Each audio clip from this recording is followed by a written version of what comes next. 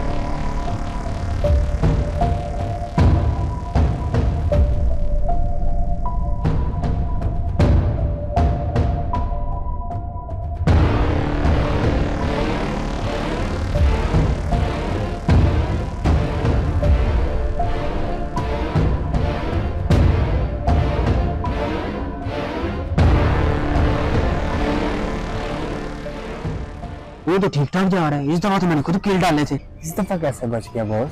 मुझे तो कोई गड़बड़ी लगती है। चलो जाके देखते हैं, तो पूछते हैं। चलो ओए रुको एक मिनट। जी भाई। बात सुनो एक मिनट, इधर आओ।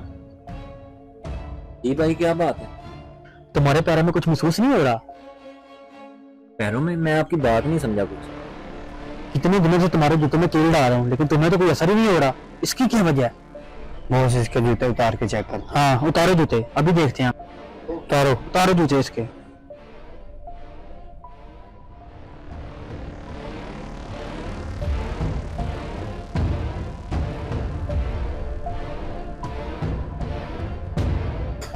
फूल कहाँ से आ गए? मैं तो कितने दिन से तुम्हारे जूते में कील डाल रहा था। भाई मुझे कुछ नहीं पता, मुझे नहीं पता ये फूल कहाँ से है। मैं तो बस नमाज पढ़ के आया हूँ। अब मुझे इजाजत दें।